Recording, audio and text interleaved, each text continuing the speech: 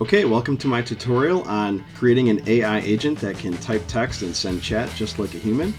This is kind of part of a larger computer vision based project where I'm developing an AI using machine learning and artificial intelligence to play video games. You can see an example of that here, but this is also going to be a standalone tutorial, so you could apply today's lesson to any application and it should work just fine. If you are interested in this type of content, please consider liking and subscribing. I would really appreciate it. And also check out this computer vision project if you haven't seen it yet. It's quite cool. So let's get started. Okay, so let's get started. First, create a new Python file. I called mine chat_agent.py. You can rename that however you'd like. And we're going to import some libraries that we're going to be using today. We're going to be using the random library, which is a Python standard library. We're going to be using PyAutoGUI, which you'll need to install that library if you don't already have it installed. If you've been following my tutorial series, you should already have that. And we'll be using another standard library, the time library. And we're going to be creating a class called Chat Agent. And the function of our Chat Agent is essentially going to be the AI that will do the typing of the keyboard for us. It'll actually be acting like a human, trying to convey messages to applications in a human-like way by pressing the enter key, typing letters, things like that.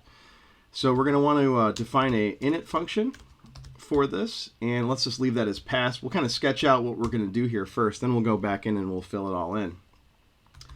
And we're going to have a function called chat, and chat is going to take a message. This is the message that we're going to want to convey to the application. So if we want to say hello, we would put in a string hello there, for example. And I'm also going to have some other optional parameters that we'll come back in and fill in here. I'm going to have chat_type, and I'll call this say for now, just as a placeholder till we come back.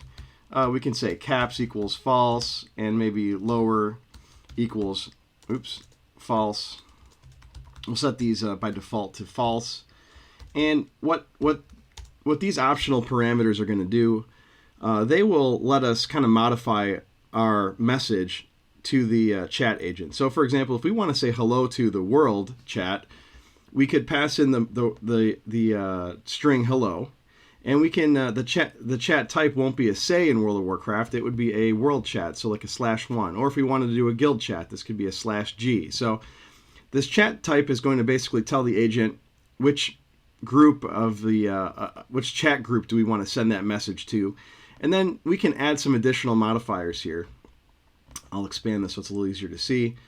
And we want to make this as human-like as possible eventually. So for example, caps, maybe there's situations where we want to send a message in all caps.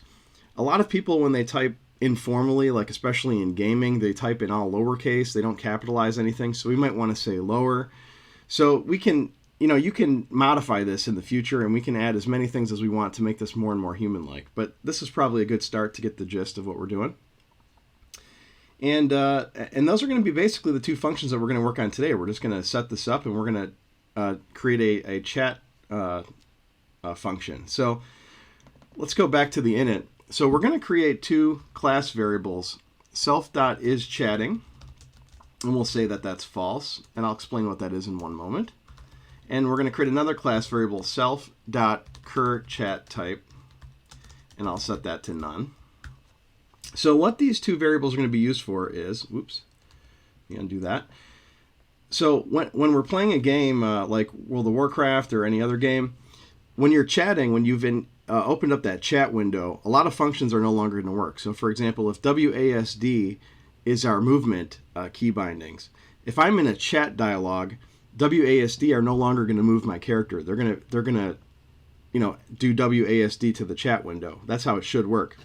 So we need a way of tracking whether we're currently chatting or not. If we're chatting, we're going to have to be able to tell our entire application, oh, we're chatting. There's things that we can no longer do. So if you're expecting the one key to do this action during this period of time while isChatting is true, that one key is going to type the number 1 to the chat window. So that's no longer going to function as the rest of the application would expect. So that's our way of tracking that. And what we're going to do is when we start this chat function, we're going to set self.isChatting equals to true. So during this whole iteration of the chat sequence happening, we want to tell the whole application that we are chatting. So don't try to press any keys that are going to cause a problem. And then we can set self.isChatting to false as the last step, and we can fill in the rest of this stuff in a moment. So that's how we're going to use isChatting. And the self.currentChatType, the way we're going to use this is in a lot of games and applications that have multiple chat types, like world chat, guild chat, party chat, for example. Once you select one, like guild or party, you're not going to want to keep, selecting party chat before you type again. Once you've selected party, it's going to be the default one. So you would just hit the enter key and type. And we want to make this as human-like as possible. So we want to kind of try to keep track of what we think the current chat type is, so that we're not, if we're already in a party chat, we don't want to keep switching to party chat again and again and again. That would be kind of non-human-like behavior. An occasional error might make sense, but just hitting the enter key, in the case of World of Warcraft, once you're in the party chat, just hitting the enter key should open that up. So that's what we're going to use that to keep track of. So now let's kind of sketch out how the chat function is going to work. So we're going to initialize the chat by pressing the enter key. This is how it works in World of Warcraft. Most games are similar to this. You can modify this to any application if there's a different key that opens up chat. So we're going to initialize the chat by hitting the enter key. Then we're going to call the correct chat type. Okay, so for example, say, guild, party. This is where we're going to switch to the correct chat window or chat group. Then we're going to actually type our message and send the message out. So we'll type our message and send it. So that's at a high level, that's pretty self-evident. That's what we have to do. So let's go ahead and get started. So the first thing that we're going to do is we have this caps optional parameter here. So what we can say is if caps. So if caps is true, then we'll say our message is going to equal our message dot upper. So we're going to convert that to uppercase, and we can also do if lower message equals message dot lower. So we can convert our message to uppercase and lowercase. Again, the lowercase is probably more interesting actually, because we can simulate informal behavior. As we work through this, keep in mind that our goal is going to be to refine this to make it more and more human-like till it's basically indistinguishable from a human, including typos and things like that. Okay, so that's our message. So now we want to go ahead and start filling in the actual keys here. So let's do, we want to start the chat by hitting the enter key. So we're going to call PyAutoGUI.press enter. Okay, and this is going to press the enter key just like you and I would on the keyboard. So that's that function. Perfect. So this first step is pretty much done. Next, we want to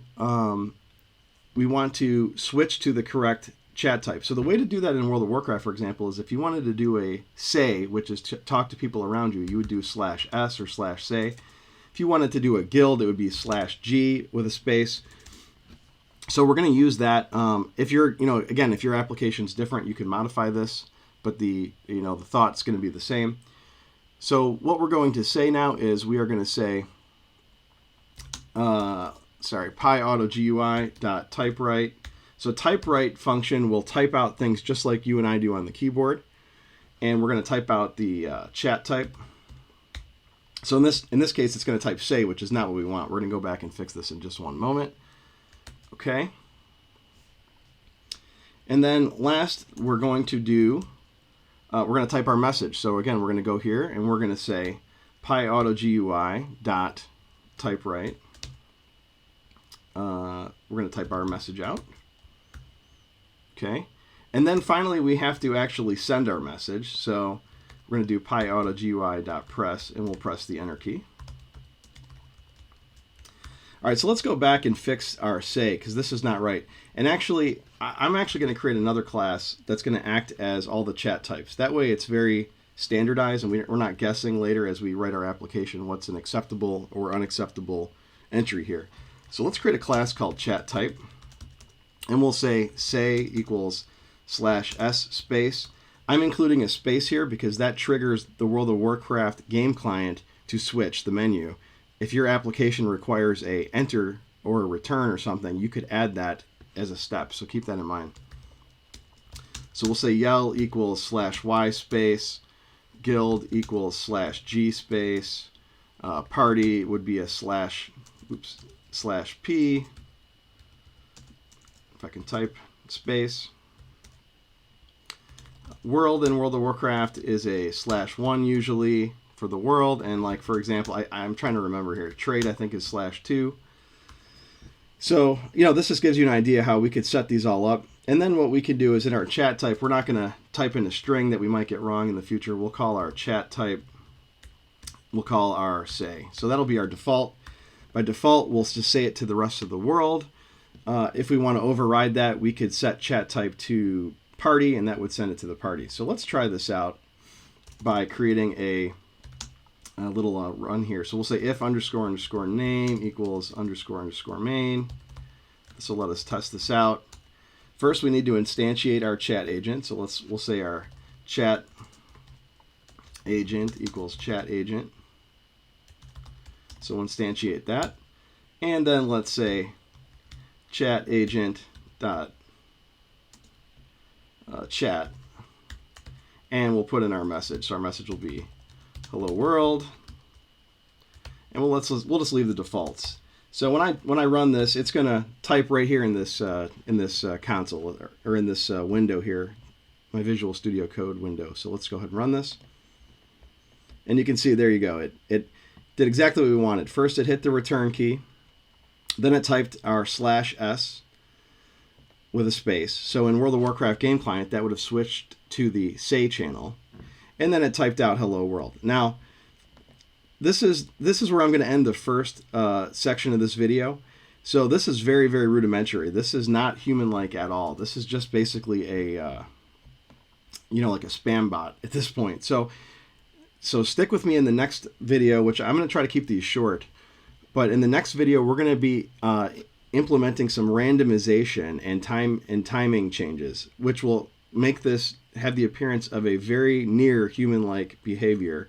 And then in the third video that I'm going to put out for this, we're going to add more things like mistakes, errors, typos, and this will get to the point to where it is essentially almost indistinguishable from a human typing out a phrase. So I hope you enjoyed this first step video. If you're enjoying the content, please consider liking and subscribing to my channel. I would appreciate that. And I hope to see you in the next video. Thanks and have a great day.